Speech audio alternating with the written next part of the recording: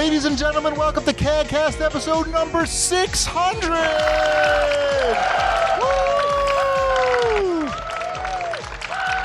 Wow. I'll clap. I'm your host, GBD, here in Long Island, New York. As always, I'm joined by the man who's been here since the very beginning and who basically started this whole thing, Wombat. More cheering, more cheering. And also Third Wheel Shipwreck. Hooray! Too much. Well, thanks for coming, everybody. This is really exciting. I'm glad that we could do episode 600 here and celebrate with you. It really got me thinking about how this whole thing got started. And I thought, like, for this show... Don't cry. Don't cry. I think, like, if you ask the right questions and act the right way, you could probably get me to cry. It's not that hard. Wombat... Not a chance. Not a chance. But I'm a sucker. I'll cry at any long-distance commercial, anything. Anyway, so I was thinking, you know, what we could do to celebrate 600th episode, and I started to search through to see if I could find my original correspondence with you. Because I don't know if you know how the CAGcast started, but Wombat reached out to me. I emailed you. He emailed me. And so I thought it'd be really cool if I could read the email to everybody. Do you actually have it? I learned that if you don't log into your Yahoo Mail account in a year, they just delete your whole account. So I lost all my emails. Well, that was a big letdown. No, but I remember exactly. How it went down. Okay. Wombat at the time was working for a talent agency called Don Buchwald and Associates, I believe. And any Howard Stern fan would know that that's Howard Stern's agent. And as a big Howard Stern fan, when I saw this email pop up in my inbox from Don Buchwald and Associates, and the subject was CAG Radio, the eyes popped out of my head. I was like, "Oh my God!" And I opened the email. Hi, I'm a talent agent at Don Buchwald and Associates, and I think that Cheap Ass Gamer could be turned into a radio show. Yeah, this was before podcasts were a thing. This was 2005. Yeah, this is the summer of 2005. People didn't have podcasts. There was no podcast section on iTunes. There was no such thing as podcasts. There was just starting. Yes. But nobody heard of it. Yeah, it wasn't like a thing. People weren't really, listening to them en masse. So I got really excited. I'm like, Howard Stern wants to basically do a radio show with this, what I read from the email. So he's like, "Oh, I want to meet with you. Come to my office." And I was like, "Oh my God." I'm just like, I can't believe it. I told my wife, like, "Oh, it's Howard. I'm going to be on Howard Stern." Like, so we make an appointment and we met at your office the first time, right? Yes. And Wombat wasn't exactly like the high man on the totem pole. I was not. I was also 20. Yeah. Oh yeah. 4. Yeah. Yeah. So like Don Buchwald is up here repping Howard Stern, and Wombat, you were probably just starting out. Like, I was fairly new-ish, but not that new, but yes. So the expectations, as soon as I walked into your office and I saw there's a really young guy in a really small office, I was still like, "Ooh." It was still someone in an office. It was someone in an office, I but had an office. That's impressive at 24. I wish, yeah, it was cool. But Let's not. I know. I was pretty sure I wasn't meeting Howard Stern at this point. No, you were not going to meet Howard Stern. That came later, but. Yeah. Anyway, so we got to talking. Wombat said, "I really love the website, and I think we could really do something."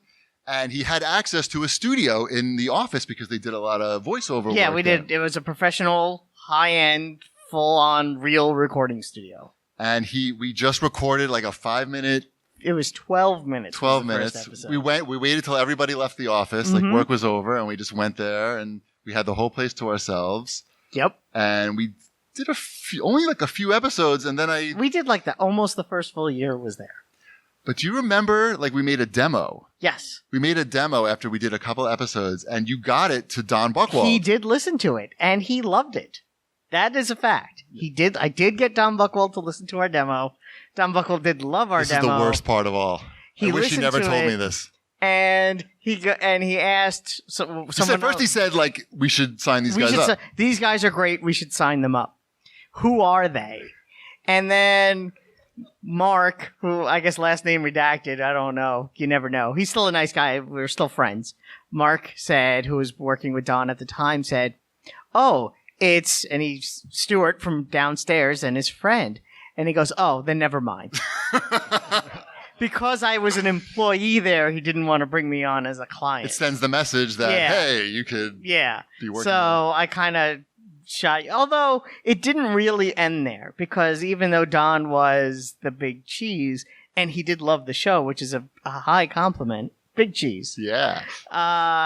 There were other agents there who worked in radio that actually did go out and try to get something going. It just never happened. It was the end of talk radio. I mean, how many talk radio shows really start now? But we did make like a lot of marketing materials. I found all of those, but they were really I would have brought them, but they were really straight and boring. Oh, that's not fun. Which is probably why nobody ever did anything. Yep. But I don't know. So that's how I met Wombat, and that's how the CAGcast got Remember started. when Electronics Boutique almost came on board as a sponsor for the whole?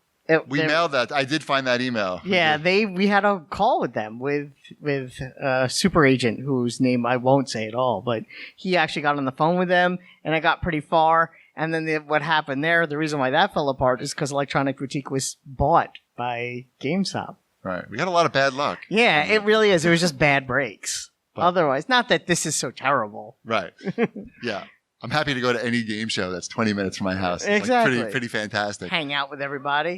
It could have been a lot worse. But Ship, how did you find out? So Ship was a moderator on. Well, first, how did you find out about Cheap Ass Gamer? I found out about Cheap Ass Gamer through GameFAQs. There was you had people going on there. It was me. It was you. Yeah. I would go on GameFAQs, and you couldn't go and promote your own website because they would just ban you. Were you Blue Toast? No, but he was like part of my, he was one. Yeah, okay. You knew. Okay. But what you could do, and there's no problem with this, is you could put pretty much anything in your signature. So I would just say, "Oh, come visit Cheap Ass Gamer for cheap video game deals," and then I would just post a lot, so people would see the signature, and then. That's probably how Blue Toast found out about it. And then I probably said, hey, put in the signature. Yeah, and this was like maybe 2 months after the site started. I started frequenting it, telling Mrs. Shipwreck that I found this site called Cheap Ass Gamer, and she immediately asked if I gave them my credit card information. Sadly, no.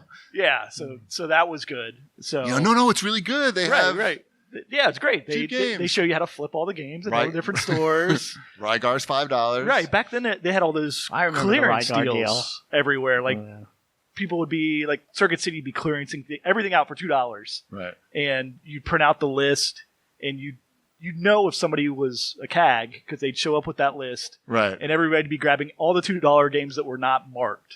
Like, they knew. Right. Yeah. Knew ahead of time. Right. I remember printing out that list. Those good times. So that's how you found out about CAG. And then how did you started your own podcast with your wife? We did. On CAG. Yes. Called CAG Foreplay. And that was just for new releases. Right. So I started writing up the new releases on CAG with Nick Sutner. He was writing up like all the games that people had heard about and like the serious games. And then I decided, hey, people want to know about all this crap too. Right. They need to know everything. You need to know everything that's coming out that week and what it is. So then we made a podcast about that. I made my wife do a podcast with me. That was impressive. Give her a hand. She's up there. Yeah, she's right up there. She's sitting with Frogger. Frogger. Give Frogger a hand. Hey. So you did that for like, how many episodes did you get? Maybe somewhere up in the 50s. Okay. Maybe more. We did it for quite a while. I just saw that it had been 10 years since we did it last. Okay. But you couldn't really do that podcast now because back then it was all physical releases. And now there's 1,000 games that come out every week. Yeah, there's like 200 games that come out every week, which back then it was... Are we boring you, Wombat, over here? A little. That's okay. It's you want to see what's going on in the tabletop? I was bored during his part, I know. too. I'm trying to get everybody involved. It's okay. We can put the cartoon back on. Hold on. Could you? Right. So, and why'd you stop doing that? Kids. Oh. Yeah. So what's my excuse? You want that other Harry's money. That's true. So, okay. So Ship had to shut down CAG Foreplay for the kids, but and then how did you get on the CAGcast? I don't know. I went and saw the first Transformers movie. I can answer that probably. So, I think I remember too, actually. Go ahead. The reason why this guy's on the show is because you weren't always available, but I still wanted to put the show up. No, So we did a couple of that's episodes. not it I don't at think that's all. right. That's We not did it a at couple all. episodes just me and you. No. We did one. Yeah. No, Yeah. that's not it. You know what No, the I real think we reason did was? at least two. No, but the 2 out of 600. The real reason is that we realized Shipwreck knew a lot about games, and we really weren't dedicating ourselves to being up to date on everything that was going on. I take that as a offensive And I think we comment. saw Shipwreck as a guy, and he had legitimacy. I know too. everything. He had legitimacy as a game guy, and he's smart guy, funny guy, made a lot of sense. Smart guy. Made it easier for us. A guy. He's a human being. Guy. Yes. So yeah. Access to Excel documents. Yeah, and that it did. It's good. It worked out well because he can do the new releases for us, and Are we ready for that? New New releases. We didn't do any new releases. We don't have that list. Oh, we didn't? Oh. No. No. But What am I going to talk about? I have no idea what came out this week. no, we're It's not all good. doing We're not any doing of that this week.